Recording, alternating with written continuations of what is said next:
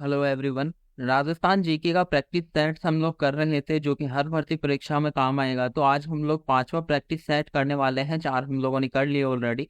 आपको अपनी स्क्रीन पे क्वेश्चंस दिख रहे होंगे, इन्हीं को हम लोग सोल्व करेंगे। टॉप 30 एमसीक्यूज एंड पीवाईक्यूज हैं ये। बहुत सारे प्रश्न इनमें से ऐसे हैं जो रिपीटेटिव एग्जाम्स में कंटिन्यूसली आते रहते हैं। आज का टॉपिक जो है वो राजस्थान का एकीकरण से प्रश्न मैंने थोड़ा ज्यादा उठाए हैं। कल तक हम लोग 1857 की क्रांति और जो हमारा किसान और जनजातीय आंदोलन था उसकी चर्चा कर रहे थे। बाकी आज हम लोग एकीकरण से प्रारंभ करेंगे। और प्रश्न संख्या 1 देखिएगा हमारा। निम्नलिखित में से कौन सा रियासती प्रांत 25 मार्च 1948 को गठित राजस्थान संघ का हिस्सा नहीं था? बेहतरीन प्रश्न है। 25 मार्च 1948 को राजस्थान में जब एकीकरण का चरण चल रहा था तो दूसरे चरण में राजस्थान संघ का गठन किया गया था। राजस्थान संघ का गठन किया गया था। इसमें टोटल 9 रियासतें शामिल थी। उन 9 रियासतों के नाम मैं आपको बता देता हूँ। आपको तीनों की तीनों जो वागड़ क्षेत्र की जो रियासतें हैं वो लिखनी है आपको। तो यहाँ आपको बांसवाड़ा लिखना पड़ेगा। उसके बाद में प्रतापगढ़। उसके बाद में डूंगरपुर। ओके। उसके बाद में आप लोगों को 3 हाड़ौती की रियासतें लिखनी पड़ेंगी। Kota, Bundi, Jhalawar. And then you have to write 3 अलग रियासतें आपको लिखनी पड़ेंगी जो हैं टोंक,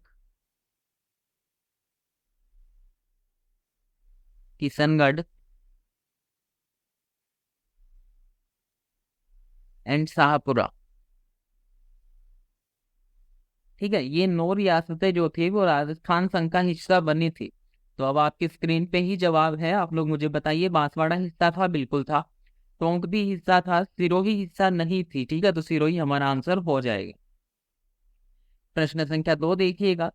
समाकलन के भाग के रूप में राजस्थान राजस्व बोर्ड की स्थापना कब हुई? हमें क्या बताना है? राजस्थान राजस्व बोर्ड, इसकी स्थापना जो है वो कब हुई? तो हमें एक सन बतानी है कि इसकी स्थापना कब हुई थी। तो जरा बताइएगा, इसकी स्थापना कब हुई थी राजस्थान राजस्व बोर्ड की? इसका आंसर आपको देखने को मिलेगा। जो इसका आंसर है वो हो जाएगा नवंबर 1949। तो हमारा ऑप्शन डी इसका आंसर हो जाएगा। राजस्थान का जो राजस्थान राजस्व बोर्ड है वो नवंबर 1949 में आपको देखने को मिला था।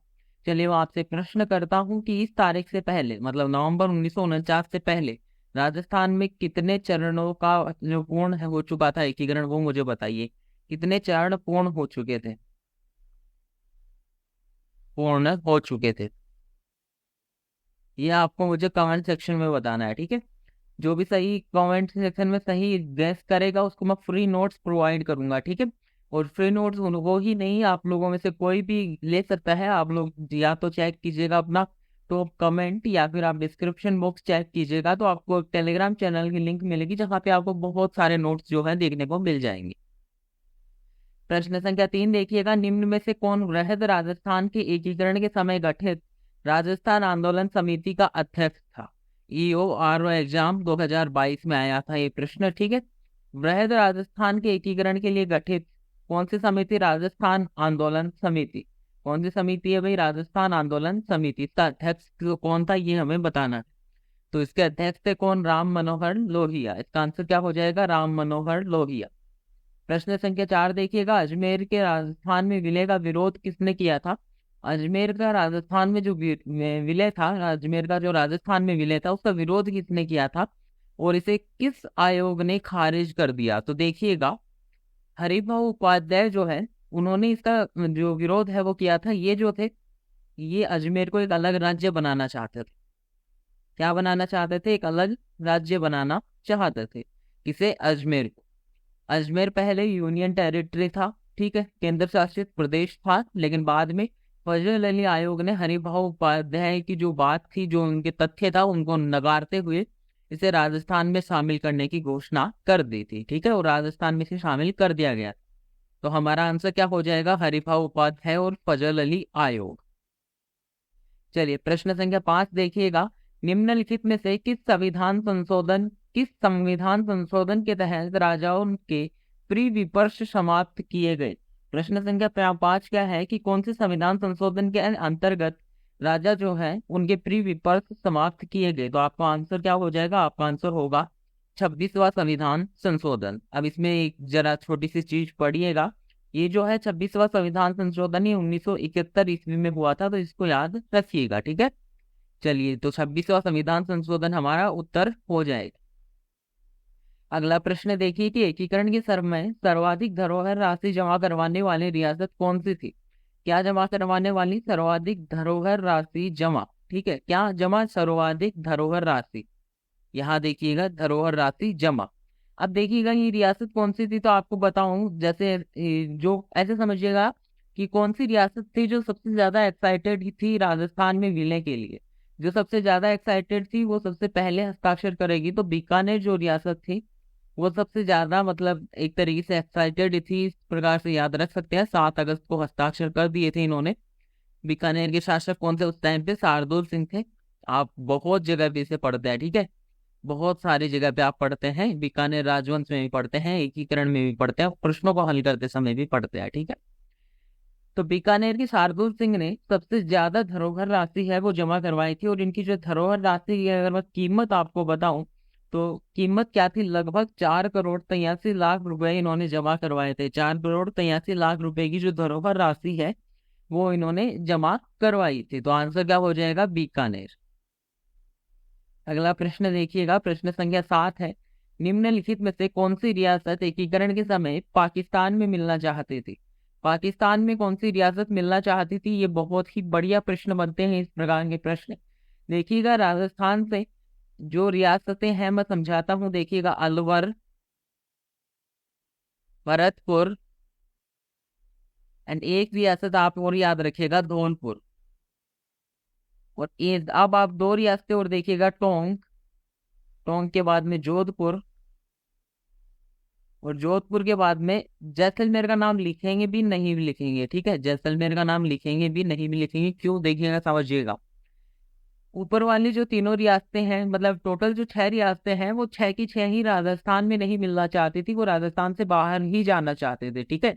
लेकिन हुआ क्या कि अलवर, भरतपुर, धौलपुर जो है ये भाषा के आधार पे उत्तर प्रदेश में मिलना चाहते थे, ठीक है, यूपी में मिलना चाहते थे।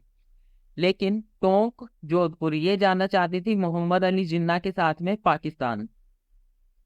और जैसलमेर जो है उसको लिखना भी है नहीं भी लिखना। क्यों? क्योंकि यहाँ के जो शासक है उन्होंने तो ऐसी कुछ चर्चा नहीं की मोहम्मद अली जिन्ना के साथ जाने की, लेकिन गिरधर सिंह उनके शासक के जो पुत्र हैं वो जो है वो मोहम्मद अली जिन्ना के साथ में पाकिस्तान जाना चाहते थे। तो इनमें से देखिएगा जरा कौन सा उत्तर हो जाएगा? टोंक और जोधपुर इसका आंसर हो जाएगा, ऑप्शन बी हो जाएगा, ठीक है। चलिएगा प्रश्न संख्या 8 देखिए, राजस्थान के एकीकरण का प्रथम प्रयास किसके द्वारा किया गया था? राजस्थान के एकीकरण का प्रथम प्रयास किसके द्वारा किया गया था? लिनलिथ गो, ठीक है, जनरल लिनलिथ गो। हमने पढ़ा था इसको जब हमने डिटेल में एकीकरण की बात की थी। राजस्थान में एकीकरण के समय विलय पत्र पर हस्ताक्षर करने वाले पहले शासक कौन थे? राजस्थान में एकीकरण के समय विलय पत्र पर हस्ताक्षर करने वाले पहले शासक कौन थे? अभी मैंने आपको बताया कि बीकानेर के शार्दुल सिंह जो है वो थे कौन? हस्ताक्षर करने वाले पहले शासक। कब हस्ताक्षर किए थे? 7 अगस्त। 7 अगस्त को इन्होंने विलय पत्र पर हस्ताक्षर कर दिए थे, ठीक है। चलिएगा आगे चलते हैं, प्रश्न संख्या 10 देखिएगा। इससे पहले मैं आपको कुछ डिटेल देना चाहता हूं कि मेरे चैनल पे आपको लगभग 2000 प्रश्नों की एक वीडियो देखने को मिलेगी, ठीक है। वो होगी हमारी मॉडर्न हिस्ट्री से रिलेटेड वीडियो है, ठीक है। उसमें आपको 2000 प्रश्नों की प्रैक्टिस करने को मिलेगी। और समझिएगा कि मॉडर्न हिस्ट्री में केवल 4 से 5 टॉपिक आता है, ठीक है। उन टॉपिक्स की अगर आपको 2000 प्रश्नों की, या फिर देख रहा हूँ मैं अभी कितने बनाऊं, अभी तो वीडियो में प्रोसेस है, टाइम लगेगा थोड़ा, 2-3 दिन का। उसके बाद में वो वीडियो आपको देखने को मिलेगी। तो वहां से आप लोग एक बार अगर आपने हिस्ट्री कंप्लीट कर ली है तो वहां से प्रैक्टिस जरूर करिएगा, बिल्कुल भी मिस मत करिएगा उस वीडियो को। जरूर से उस वीडियो को एक बार चेकआउट कर लीजिएगा।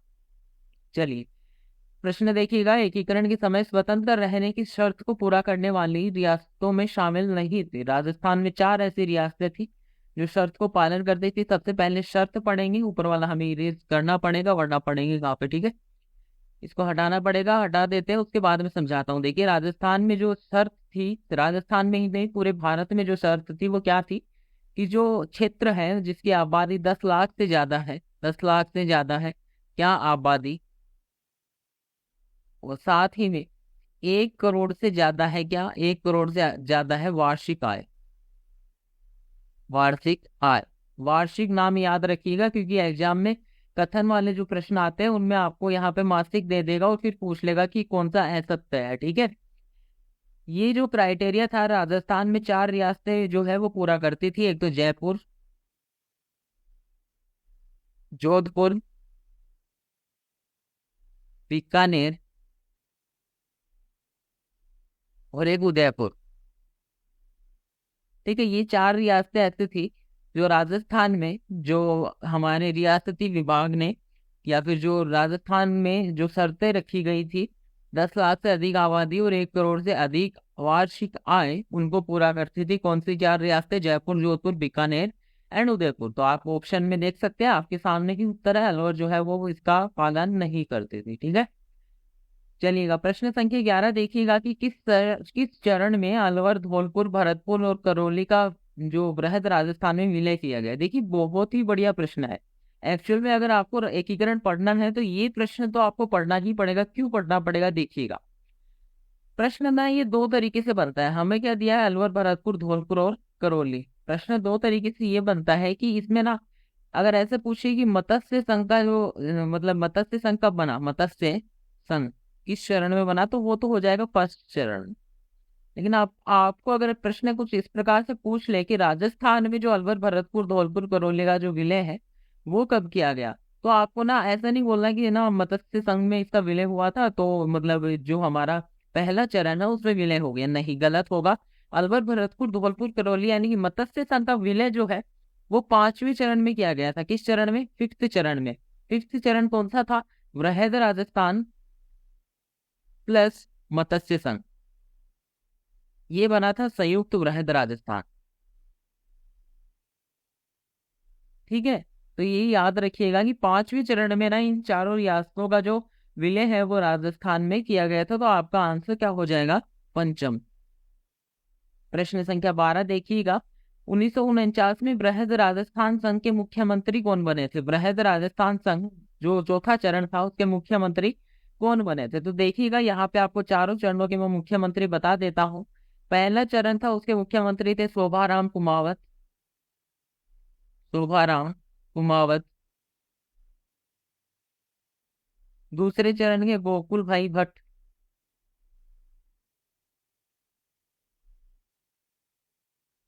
तीसरे चरण के माणिक्यलाल वर्मा, माणिक्यलाल वर्मा।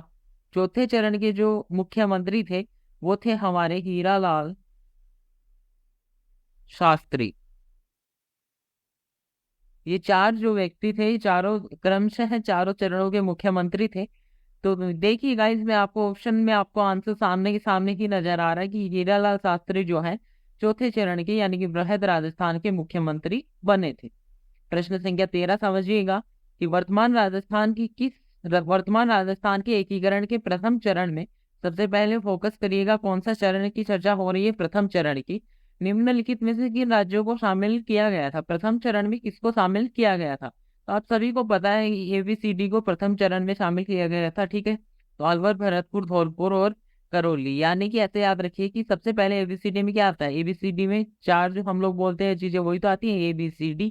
तो उन चारों को ही शामिल किया गया था। तो अलवर, भरतपुर, धौलपुर, करौली हमारा उत्तर हो जाएगा, ठीक है। प्रश्न संख्या अगला देखिएगा, मत्स्य संघ के प्रधानमंत्री शोभाराम के संबंध में। देखिए, मत्स्य संघ के जो प्रधानमंत्री थे वो कौन थे? शोभाराम। हमने अभी अभी पढ़ा है, ठीक है। इनके संबंध में निम्नलिखित कथनों पे हमें विचार करना है, ठीक है। शोभाराम के बारे में हम लोगों को कथन दिए गए हैं जिनके ऊपर हम लोगों को विचार करना है कि वो कथन सत्य हैं या फिर वो असत्य है। तो सबसे पहले उन्होंने असहयोग आंदोलन के दौरान वकालत छोड़ी थी। सबसे पहला ऑप्शन हमें क्या दिया गया है कि उन्होंने असहयोग आंदोलन के दौरान वकालत छोड़ दी थी। दूसरा ऑप्शन है कि हीरालाल शास्त्री के मंत्रिमंडल में सदस्य रहे थे, ठीक है। तो देखिए, पहला जो है वो तो गलत है और दूसरा जो हमारा है वो सत्य है। तो केवल बी जो है वो सत्य हो जाएगा, ऑप्शन बी हो जाएगा। बहुत ही बढ़िया प्रश्न है भाई अगला। राजस्थान के विलय पत्र पर किस राजा ने या किस राज्य के शासक ने यह कहते हुए हस्ताक्षर किया था कि मैं अपने डेथ वारंट पर हस्ताक्षर कर रहा हूं?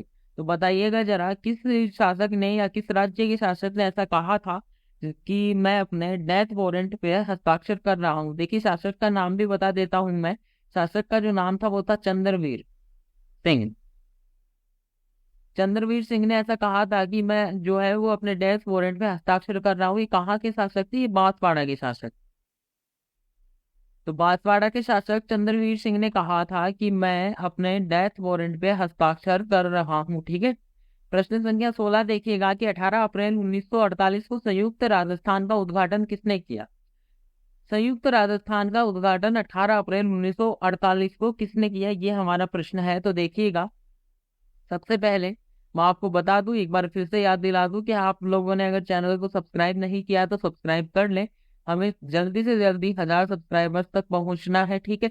उसके बाद में जो वो वीडियो मैं बता रहा हूँ अपलोड करने की, जो मैं बात कर रहा हूँ, वो वीडियो जो अवश्य रूप से देखें अगर आप लोगों ने मॉडर्न हिस्ट्री पढ़ी है, और अगर नहीं भी पढ़ी है तो भी आप लोग एक बार देख लें, क्योंकि समय है आपके पास में, कंप्लीट कर लें मॉडर्न हिस्ट्री, पढ़ लें, उसके बाद में प्रैक्टिस जरूर कर लीजिएगा, या फिर वॉच लेटर में सेव कर दीजिएगा। उसके बाद में आप जब भी कभी पढ़ें तो आप लोग उस वीडियो को जरूर से देखिएगा। ठीक है।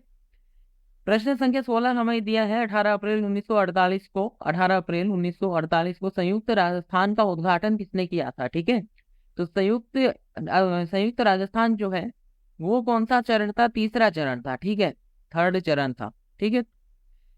एक मैं आपको बताता हूं, देखिएगा। गॉडगिल, गॉडगिल, नेहरू, पटेल, यानी कि जवाहरलाल, यहाँ ट्रिक ही लिखते हैं हम लोग, पूरा नाम नहीं लिखते। देखिए, गॉडगिल, गॉडगिल, नेहरू, पटेल, ये चार जो थे, इन चारों ने स्टार्टिंग के जो 4 चरण थे उनका उद्घाटन किया था। ठीक है। गॉडगिल, गॉडगिल यानी कि गॉडगिल से तो याद रखिएगा एनवी गॉडगिल, नेहरू चाचा नेहरू, मतलब कि जवाहरलाल नेहरू। उसके बाद में पटेल है सरदार वल्लभ भाई पटेल।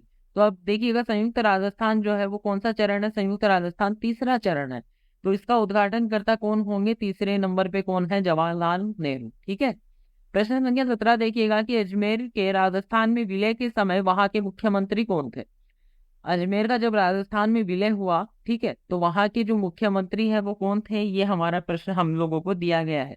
तो देखिएगा, ऐसे समझिए कि वो ही व्यक्ति होंगे ना जो इसका विरोध कर रहे थे ज्यादा। ठीक है। अजमेर का विरोध सबसे ज्यादा कौन कर रहे थे कि विलय मत करो, विलय मत करो? कौन कर रहे थे? हरिभाऊ उपाध्याय।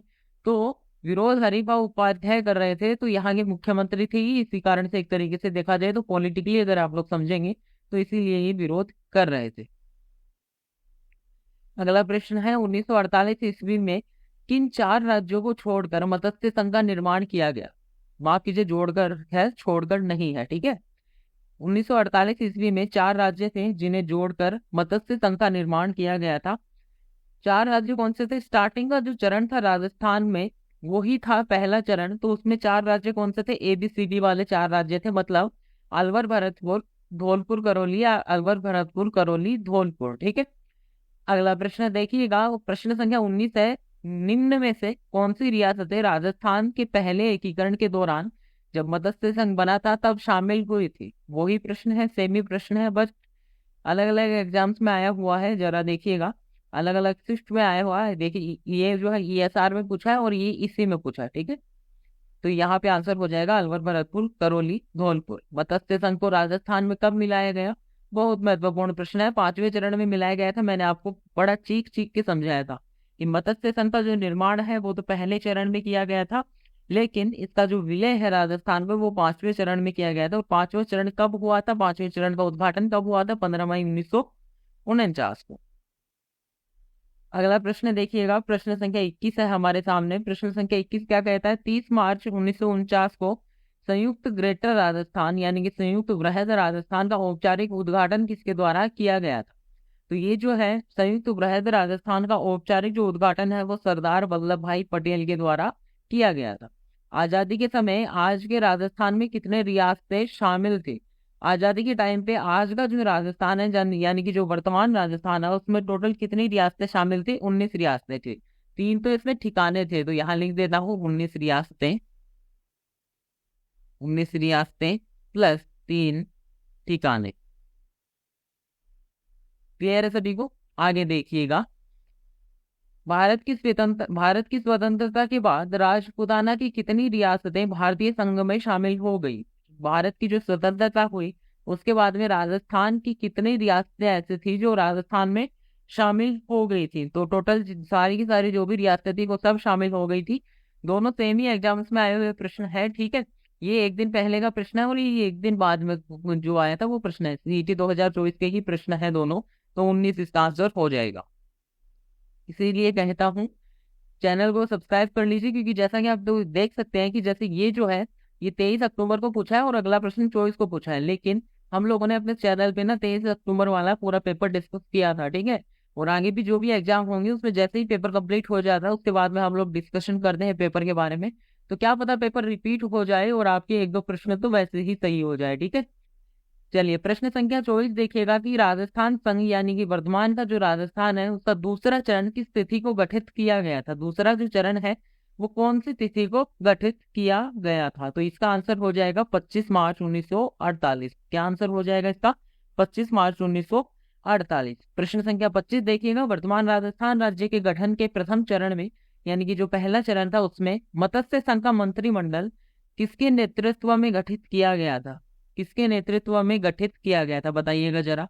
मत्स्य संघ में जो मंत्रिमंडल बनाया गया था, पहला जो चरण था उसके मंत्रिमंडल का नेतृत्व करता कौन था, मतलब कि मुख्यमंत्री कौन था? तो मुख्यमंत्री अभी तो बात की श्री शोभाराम जी, ठीक है, शोभाराम कुमावत यही तो थे। अगला प्रश्न देखिएगा कि एकीकरण के संबंध में निम्न में से कौन सा कथन असत्य है? तो जरा सबसे पहले अगर इस प्रकार से प्रश्न पूछे तो सबसे पहले आपको करना यही होता है, आप लोग हाईलाइट करते हैं कि असत्य वाली बात को, ठीक है, असत्य बतानी है। पहले चरण के उप प्रधानमंत्री जुगल किशोर चतुर्वेदी थे, पहला जो ऑप्शन है वो ये है। तो बिल्कुल सही है कि पहले चरण के उप प्रधानमंत्री जुगल किशोर चतुर्वेदी थे। दूसरे चरण के प्रधानमंत्री गोकुललाल असावा थे, ठीक है, दूसरे चरण की जो प्रधानमंत्री है वो गोकुललाल असावा थे, बिल्कुल सही है। तीसरे चरण की जो प्रधानमंत्री है वो हीरालाल शास्त्री थे, तो ये गलत है। तीसरे चरण में कौन आए थे? तीसरे चरण के प्रधानमंत्री कौन थे? माणिक्यलाल वर्मा थे। तो हमारा आंसर क्या हो जाएगा? ऑप्शन सी हो जाएगा, ठीक है। एक सेकंड, क्या मैंने ऊपर गोकुललाल असावा बता दिया था क्या? नहीं, गोकुललाल असावा बताया था, क्या बताया था? रुकिए चेक करते, गलत नहीं हो जाए कहीं प्रश्न। ऊपर चलते हैं और चेक करते हैं हम लोग एक बार, देखते हैं, रुकिएगा। गोकुल भाई भट्ट बताया है ना, ये नहीं होगा, नाम सेम थे इसलिए कंफ्यूज हो गया मैं। गोकुललाल असावा होगा, ठीक है, करेक्ट कर लीजिएगा जरा, ठीक है, करेक्ट करिएगा। चलिए आगे चलते हैं हम लोग, आगे चलते हैं। और प्रश्न संख्या कितना है अब हमारा, वही देखिएगा, 27वां, ठीक है। राजस्थान राज्य का पूर्ण एकीकरण कब हुआ? राजस्थान राज्य जो है वो वर्तमान स्वरूप में कब आया? तो वो 1 नवंबर 1956 को आया था। भारत की स्वतंत्रता प्राप्ति के समय आज के राजस्थान में कितनी रियासतें थी? यही प्रश्न देखिएगा, आप लोगों को पता चल जाएगा कि 2024 सीईटी में ही ये प्रश्न पूछा गया है। तो एक ही प्रश्न एक ही मतलब आंसर के साथ में कितनी बार एग्जाम में आया है सीईटी में? 3 बार आ चुका है अभी तक, ठीक है। चलिए आगे चलते हैं, यहाँ पे क्या पूछा है भाई देखिएगा, देश की स्वतंत्रता के पश्चात राजपूताना के 3 राज्यों का भारतीय संघ में विलय रिक्त स्थान के तहत किया गया था। बताइएगा जरा इस प्रश्न का उत्तर क्या होगा? क्या है, दोबारा पढ़िएगा प्रश्न को। देश की स्वतंत्रता के पश्चात राजपूताना के 3 राज्यों का भारतीय संघ में विलय किसके तहत किया गया या किसके द्वारा किया गया? तो एक ना वो विलय पत्र बनवाया गया था, उसका नाम हमें पूछा जा रहा है, सीधी सीधी बात बोलो तो विलय पत्र का नाम पूछा जा रहा है। विलय पत्र का नाम क्या था? इंस्ट्रूमेंट ऑफ ऑक्सेशन, ठीक है, इंस्ट्रूमेंट ऑफ ऑक्सेशन। इंटीग्रेशन नहीं था, लीग भी नहीं था, ठीक है, ये भी नहीं था, और ये था हमारा इंस्ट्रूमेंट ऑफ ऑक्सेशन, ठीक है। आज का अंतिम प्रश्न देखिएगा कि राजस्थान के एकीकरण के चौथे चरण में किन 4 रियासतों का बृहत्तर राजस्थान में विलय हुआ? बृहद राजस्थान जो है इसमें किन 4 रियासतों का विलय हुआ? जो महत्वपूर्ण रियासतें थी चारों की चारों, तो चारों रियासतें कौन सी थी वो बताइएगा जरा, आपके सामने लिखी हुई है। बृहद राजस्थान में किन 4 रियासतों का जो है वो विलय हुआ था? जयपुर, जोधपुर, बीकानेर और जैसलमेर। मैंने जैसा कि कहा जो जो चारों रियासतें थी बहुत ही महत्वपूर्ण थी, तो चारों का विलय इसमें किया गया था। समझ में आया सभी को? तो देखिए यहाँ पे हम लोगों ने कंप्लीट कर लिया है अपना टॉपिक, और आज का जो प्रैक्टिस सेट है वो यही एंड करते हैं। लेकिन वही बात है, अगर आप लोगों ने सब्सक्राइब नहीं किया तो जरा सब्सक्राइब कर लें जरूर से, याद करके, क्योंकि इस चैनल पे हम लोग पूरा एकदम लगभग 100 प्रैक्टिस सेट हल करेंगे राजस्थान जीके के। तो सब्सक्राइब कर लें, हमें जल्दी से जल्दी 1000 सब्सक्राइबर्स तक पहुंचना है, ठीक है। चलिएगा। और वीडियो जैसा कि मैंने आपको बताया कि मैं इसी प्रकार से मैराथन क्लासेस अपलोड करूंगा, ठीक है। मैराथन क्लासेस अपलोड करूंगा। अभी हम लोग जो पहली क्लास लेके आने वाले हैं वो मॉडर्न हिस्ट्री की है, लगभग 2000 प्रश्न होंगे, 1500 से 2000 के बीच में मेरा मतलब है, ठीक है। पूरा टॉपिक उसमें कवर हो जाएगा, एक भी प्रश्न ऐसा नहीं है आपको अलग से कुछ मिलेगा, ठीक है। तो वहां जरूर से एक बार उस क्लास में जरूर आइएगा, पूरी क्लास पढ़िएगा। उसके बाद में समझ में नहीं आए तो मुझे कमेंट में जरा सलाह दीजिएगा कि अगली क्लास में हम लोग किस प्रकार से इम्प्रूवमेंट कर सकते हैं। चलिए, मिलते हैं आप लोगों से कल। प्रैक्टिस सेट, अगला प्रैक्टिस सेट शायद छठा है ना, तो वो करेंगे हम लोग, ठीक है। चलिए, तब तक के लिए धन्यवाद।